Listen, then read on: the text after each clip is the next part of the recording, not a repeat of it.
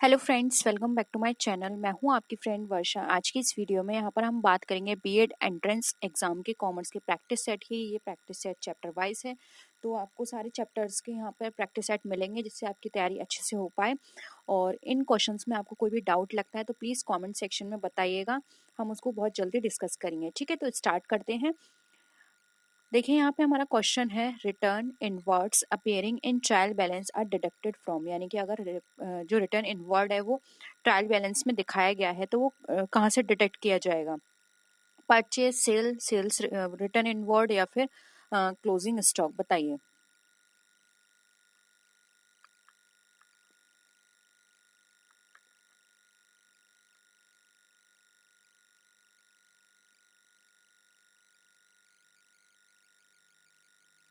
देखिए यहाँ पर रिटर्न इनवर्ड यानी कि रिटर्न वापस आया। रिटर्न वापस कहाँ से आएगा? जो आपने माल बेचा होगा वहीं से आपको आएगा। ठीक है, और अब परचेस में क्या होता है, आप वापस करते हैं, आपके पास आता नहीं है, तो यहाँ पर जो डिडक्ट किया जाएगा वो हमारा सेल्स से किया जाएगा। इसलिए ऑप्शन बी यहाँ पे हमारा राइट आंसर है। क्लियर है ये क्वेश्चन? नेक्स्ट आते हैं।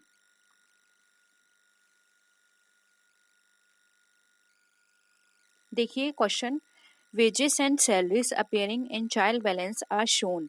जो wages and salary trial balance में दिखाई जाती है on the debit side of profit and loss account, on the debit side of the trading account, on the liabilities side of the balance sheet या फिर on the asset side of the balance sheet, बताइए। Trial balance में हमारी wages and salary दिखाई गई है।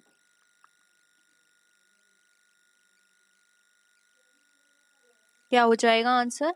देखिए यहाँ पर ऑप्शन बी राइट आंसर हो जाएगा। देखिए वेजेस एंड सैलरी दी हुई है, इसको आप अच्छे, इस कॉन्सेप्ट को अच्छे से समझ लीजिए। अगर सैलरी और वेजेस दिए होते तो आपको पता है सैलरी तो हमारा बात का काम होता है, तो ये हमारा जाता P&L अकाउंट में। लेकिन यहाँ पे पहले वेजेस दी हुई है, इसलिए हम इसको डेबिट साइड में ट्रेडिंग अकाउंट में डालेंगे। ठीक है, क्लियर है? ये भी बहुत सिंपल है सारे क्वेश्चंस। नेक्स्ट क्वेश्चन देखिए, freight inward appearing in trial balance is shown. अब फ्रेट इनवर्ड है वो दिखाई गई है ट्रायल बैलेंस के अंदर, वो कहाँ शो की जाएगी? On the debit side of profit and loss account, on the debit side of trading account, on the liability side of the balance sheet या फिर on the asset side of the balance sheet, बताइए।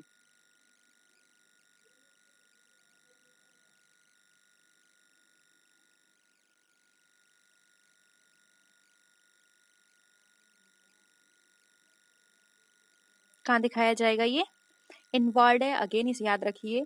तो ये यहाँ पर हमारे trading account में किया जाएगा, क्योंकि इनवर्ड का मतलब होता है आपने जो माल मंगाया यानी कि जो रॉ मटेरियल मंगाया उस पर आपने खर्चा किया, तो ये बनाने से पहले का है। तो जो रॉ मटेरियल पे खर्चे किए जाते हैं वो हमारे ट्रेडिंग में दिखाए जाते हैं, और जो माल बनाने के बाद माल कहीं और आपको गोडाउन में भेजना है या फिर कहीं आपको कस्टमर के पास भेजना है, वो सारे खर्चे आपके P&L में जाते हैं। इसलिए यहाँ पे ऑप्शन बी राइट है। ठीक है, नेक्स्ट क्वेश्चन देखिए,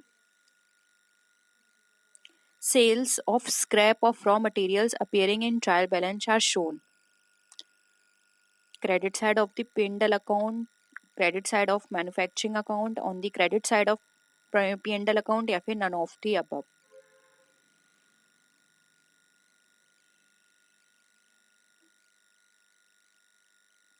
क्या हो जाएगा answer? Sale of scrap of raw material है, तो ये हमारा मैन्युफैक्चरिंग अकाउंट में जाएगा। ठीक है, तो ऑप्शन बी राइट आंसर हो जाएगा, क्रेडिट साइड ऑफ मैन्युफैक्चरिंग, क्योंकि सेल हमारा कहाँ दिखाया जाता है? क्रेडिट साइड में। ठीक है, नेक्स्ट है, अब आपको यहाँ पर ये बताना है जो हमारा गुडविल अकाउंट है वो हमारा कैसा है? करंट असेट है, फिक्टिशियस असेट है, टेंजिबल असेट है या फिर इनटेंजिबल असेट है?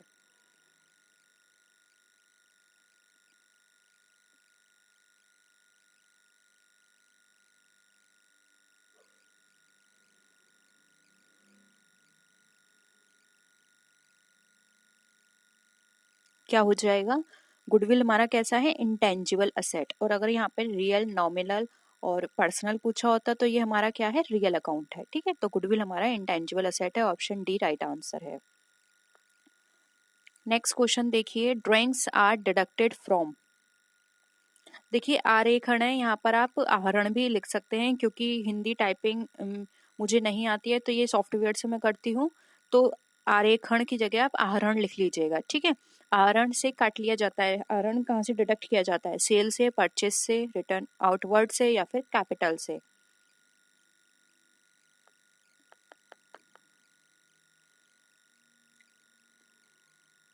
आपको पता है सेल जो ड्राइंग्स होती हैं और यहाँ पे ओनर और कैपिटल यानी कि बिजनेस दोनों को सेपरेट रखा जाता है। तो उसने ड्राइंग की है तो ये उसकी लायबिलिटी है, यानी कि कैपिटल में से आप डिडक्ट होगी और उसको ये पे करनी पड़ेगी, इसलिए यहाँ पे इसको डिडक्ट किया जाएगा कैपिटल से। ऑप्शन डी यहाँ पे राइट है, ठीक है।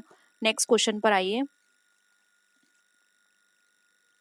देखिए यहाँ पर क्वेश्चन, इनकम टैक्स पे किया गया है मिस्टर ए के द्वारा of two ₹3,000, it's accounting treatment is. कहाँ पर इसका ट्रीटमेंट होगा? मिस्टर ए ने 3,000 रुपए पे किए हैं।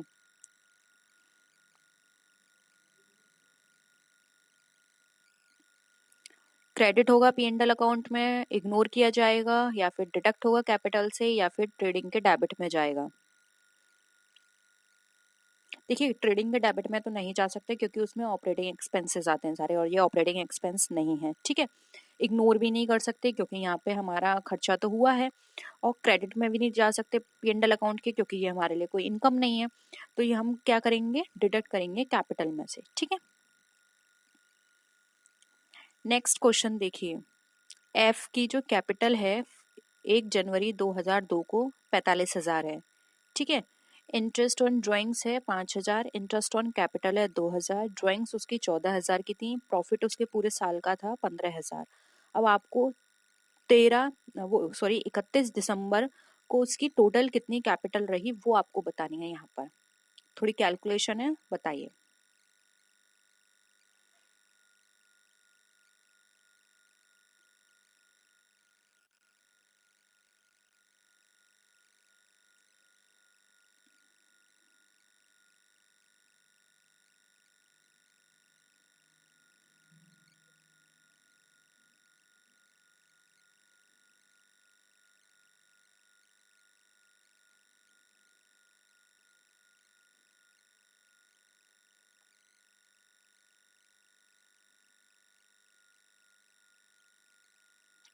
देखिए हम करते हैं, स्टार्टिंग में उनकी कैपिटल कितनी थी?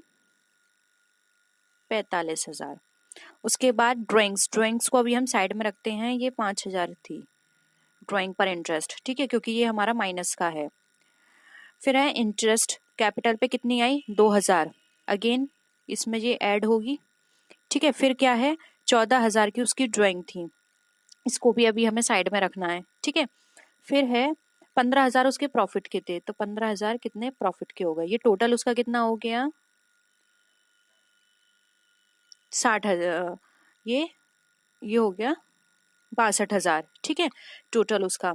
और ये 5,000 की उसकी इंटरेस्ट थी ड्राइंग पर, और टोटल ड्राइंग्स उसने कितनी की थी? 14,000 की।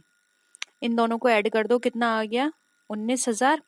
अब 62,000 जो है उसमें 19,000 आपको क्या करना है? माइनस करना है। तो यहाँ पर अगर आप इसमें से 19,000 माइनस करेंगे तो आपके पास कितना आ जाएगा? 43,000। ऑप्शन सी यहाँ पे राइट आंसर हो जाएगा। उसकी टोटल कैपिटल कितनी बची लास्ट में? 43,000, ठीक है। नेक्स्ट क्वेश्चन पर आइए, आइज है, ये आई पर्सन का नेम है, ये फर्स्ट आगे जो लिख रहा है, is trial balance as at 31 दिसंबर 2002। उसकी कुछ इंफॉर्मेशन है, जैसे कि 12% बैंक लोन है 40,000 पर, इंटरेस्ट उसने पे किए 3,800, इंटरेस्ट उसकी डेबिटेड हुई प्रॉफिट एंड लॉस अकाउंट में कितनी जाएगी? तो आपको सिंपल यहाँ पे तो इंटरेस्ट निकालने है आपको, और किसी से कोई मतलब नहीं है। कितना है उसका अमाउंट? देखिए साथ साथ में करते हैं, आप लोग भी करिए। 40,000 है, इंटरेस्ट कितनी है? 12% है, सिंपल है, 12 से इसको मल्टीप्लाई कर दो, कितना हो गया? 4,800, ठीक है। ऑप्शन सी राइट आंसर है, उसकी जो इंटरेस्ट निकल कर आएगी 4,800 है, क्योंकि यहाँ पे टाइम कुछ दे नहीं रखा तो हम पूरे साल की निकालेंगे इंटरेस्ट, ठीक है। नेक्स्ट क्वेश्चन पर आइए, depreciation charge on plant is. Depreciation charge किया गया प्लांट पर क्या? Revenue expenditure, deferred revenue expenditure, capital expenditure, या फिर नन ऑफ द अबव।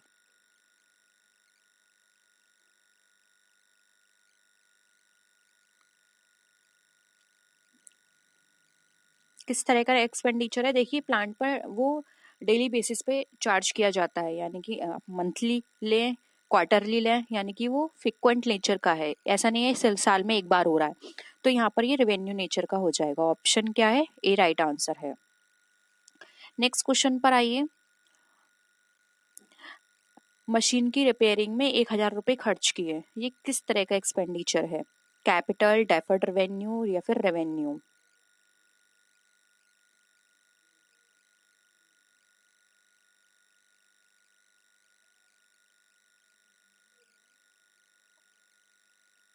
देखिए यहाँ पर बात करें मशीन की रिपेयरिंग में 1,000 दिए, तो ये आपका डेली बेसिस का है। रिपेयरिंग छोटी मोटी होती रहती है, वो उसके मेंटेनेंस खर्चे हैं ये सारे, ठीक है। लेकिन कैपिटल एक्सपेंडिचर वो एक्सपेंडिचर होते हैं जो कि लॉन्ग टाइम तक हेल्प करेंगे, ये लॉन्ग टाइम तक नहीं हेल्प करेंगे हमारे खर्चे। इसलिए ये जो छोटा खर्चा है ये हमारा रेवेन्यू एक्सपेंडिचर कहलाएगा, क्योंकि ये फ्रिक्वेंटली होता है। हर दूसरे दिन, हर हफ्ते आपको कुछ ना कुछ रिपेयर कराना होता है मशीन में, आपके ये खर्चे होते रहते हैं, ठीक है। इसलिए ऑप्शन सी यहाँ पे राइट आंसर है। नेक्स्ट है, a bill given to a creditor is called bills payable, bills receivable, bills of exchange या फिर नन ऑफ दीज? बताइए।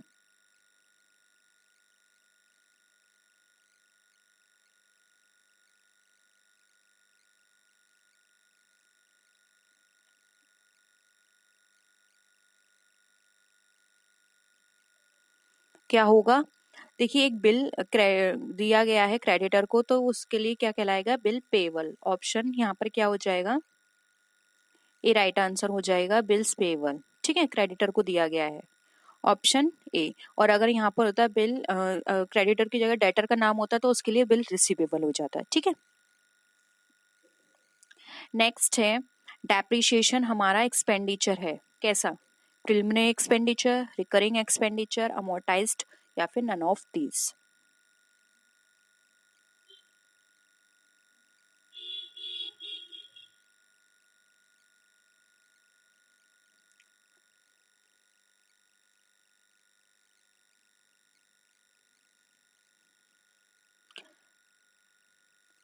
देखिए डेप्रिसिएशन जो है ना ही प्रिलिमिनरी एक्सपेंडिचर है ना ही रिकरिंग नेचर का है, ये हमारा अमोर्टाइज्ड होता है, ठीक है।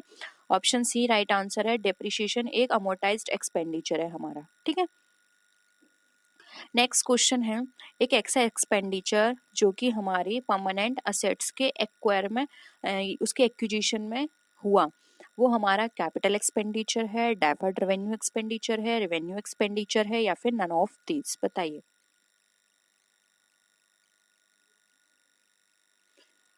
परमानेंट असेट को एक्वायर करने में हुआ ये एक्सपेंडिचर, तो ये हमारा कैपिटल नेचर का है, क्योंकि लॉन्ग टर्म में हेल्प करेगा और ये बड़ा खर्चा है और ये कभी कभी होता है, ऐसा नहीं है हम कोई भी परमानेंट असेट डेली बेसिस पर या मंथली बेसिस पर परचेस कर रहे हैं।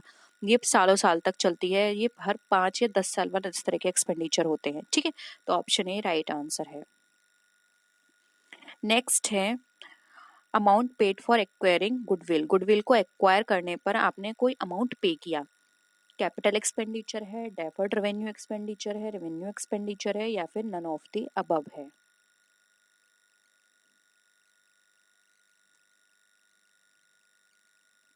देखो आपने गुडविल के लिए दिया है, और गुडविल का जो अमाउंट है, एक तो आपको बहुत लॉन्ग टाइम तक ये हेल्प करेगी गुडविल, ठीक है। दूसरी बात, गुडविल का जो अमाउंट आपने दिया होगा वो आपका बहुत काफी, उसका अमाउंट जो होगा काफी हैवी होगा, ठीक है। तो आप एक बार में शो नहीं कर सकते, अगर आपने एक बार में शो कर दिया तो आपकी बैलेंस शीट में जो प्रॉफिट है या फिर जो अच्छी पोजीशन है वो शो नहीं होगी, ठीक है। तो यहाँ पर इस तरह के जो एक्सपेंडिचर्स होते हैं वो धीरे धीरे राइट ऑफ किए जाते हैं, एक बार में शो नहीं किए जाते, ठीक है। इसलिए यहाँ पर इस तरह के एक्सपेंडिचर हमारे डेफर्ड रेवेन्यू एक्सपेंडिचर कहलाते हैं। ऑप्शन बी यहाँ पे हमारा राइट आंसर हो जाएगा। नेक्स्ट क्वेश्चन पर आइए। Subscription received in advance during the accounting year is an income, an expense, an asset, a liability? आपने कोई भी सब्सक्रिप्शन रिसीव किया है, वो भी एडवांस में, सिंपल है, इजीली आप समझ सकते हैं कि कोई भी चीज़ आप किसी से एडवांस में लेते हैं तो वो टाइम पीरियड नहीं हो जाता, या जब तक आप उसको सर्विस नहीं दे सकते तब तक आपके लिए वो लाइबिलिटी बना रहता है, तो ये हमारे लिए क्या हो जाएगा? लाइबिलिटी, ठीक है। नेक्स्ट है, कोई भी इनकम एंड एक्सपेंडिचर अकाउंट हमारा जो है वो शो करता है, बैलेंस को, कौन से, cash in hand, capital account, net profit, excess of revenue over expenditure और वाइस वर्सा। आपने इनकम एंड एक्सपेंडिचर बनाया होगा तो ये आंसर आप इजीली कर सकते हैं, बहुत ही सिंपल है ये।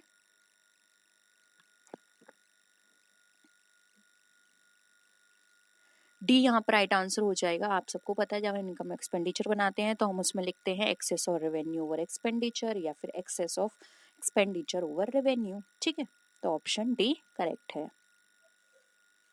नेक्स्ट है डोनेशन हमने रिसीव की है किसी स्पेशल पर्पस के लिए, तो क्या होगा, क्रेडिट की जाएगी सेपरेट अकाउंट में और दिखाई जाएगी बैलेंस शीट में, या फिर ट्रीट की जाएगी रेवेन्यू की तरह, या फिर ट्रीट की जाएगी रेवेन्यू की unless the amount is large, जब तक अमाउंट उसका राशि बड़ी ना हो, या फिर वो नॉट रिकॉर्डेड एट ऑल, यानी उसका रिकॉर्डिंग नहीं होगी। बताइए।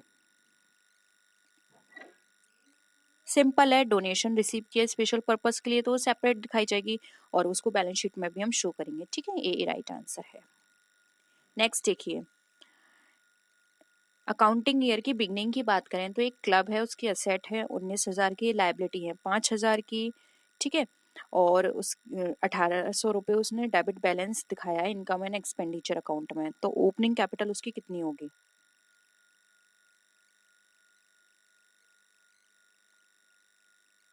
देखिए जल्दी से कर लेते हैं, ठीक है। ओपनिंग कैपिटल यहाँ पर अभी हमें नहीं पता, असेट कितनी बताइए उसने 19,000 की, ठीक है। और लाइबिलिटीज कितनी है 5,000 की, तो आपको पता है ये तो इसमें माइनस होंगी, तो आप इसको माइनस कर दीजिए, जो तो आपके पास कितना निकल कर आ गया, ये 14,000। अब उसके बाद ये बोल रहे हैं कि 1,800 रुपये उसका क्या है, एक तरह से इनकम एंड एक्सपेंडिचर अकाउंट का बैलेंस है, तो 1,800 रुपये आप इसमें से माइनस कर दीजिए, तो ये निकल कर आ जाएगा आपका, वो सॉरी प्लस कर दीजिए, 1,800 रुपये प्लस करेंगे तो 14,000 में आपने 1,800 रुपये प्लस किए, तो ये आपका निकल कर आ गया 15,800, ठीक है। अमाउंट कितना हो जाएगा, ऑप्शन बी। ये प्लस इसलिए किए हैं क्योंकि वो डेबिट बैलेंस शो कर रहा है, ठीक है। नेक्स्ट क्वेश्चन देखिए, अब आपको इसमें से बताना है कौन से स्टेटमेंट हमारा करेक्ट नहीं है। एक नॉन प्रॉफिट ऑर्गेनाइजेशन है, non profit organ never undertakes trading activities. एक public library non profit seeking accounting entity होती है, या फिर रेवेन्यू आइटम्स जो हैं वो इनकम एंड एक्सपेंडिचर में शो किए जाते हैं, या फिर डोनेशन जो रिसीव्ड हुई है कंस्ट्रक्शन के लिए एक ऑडिटोरियम की क्लब के द्वारा, वो हमारी क्रेडिट की जाएगी एक सेपरेट बिल्डिंग फंड अकाउंट में। बताइए कौन सा स्टेटमेंट आपको इसमें रॉन्ग लगता है।